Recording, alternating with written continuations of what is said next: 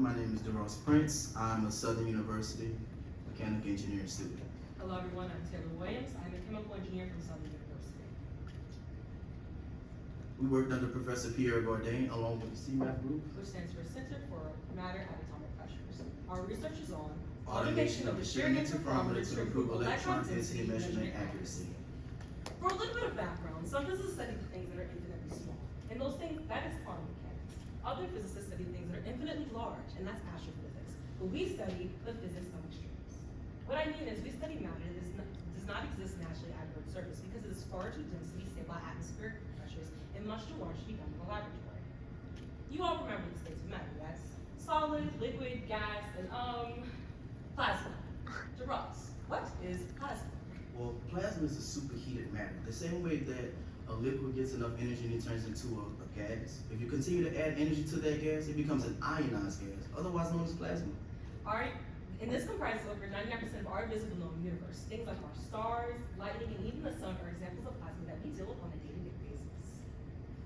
What I've come to know doing research is there are two general types of plasma, even though it fluctuates. There's low energy density plasma, and then there's high energy density plasma. But we focus on high energy density plasma. And examples would be the sun's core and lasers. Our group deals with pulse systems, primarily lasers, to study matter at extreme conditions. In order for us to do that, we use a technique called interferometry, and we use a device called a shearing air wedge interferometer. Here we have our laser going into the lens, going into our air wedge space. And what happens is when that laser hits that lens, it can divide the beam into two, and we can manipulate it and bring it back into one and understand what that fringe interference pattern is doing. The fringe pattern is actually how we measure the electron density by observing the phases. So what is our goal for this entire research? Well, it's to make an automated, operable interferometer for repeated use in lab conditions. For example, take this manual interferometer. I'm going to give it one full turn. Now, DeRoss, you take the interferometer and you give it a full turn as well. Do you see the problem here? DeRoss and I do not have the same size hands. So if I give it a full turn and he gives it a full turn, it will not end up in the same position. To come up with a solution to this problem, we came up with a design for an automated interferometer. The interferometer is divided into two sections, one being the control system and the hardware system.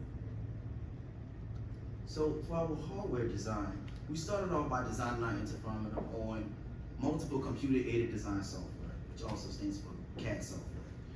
And we designed the plates, and then we designed each component that goes to the plates, which then is connected to our mini stepper motor we have, which then is press fitted into our mini stepper motor.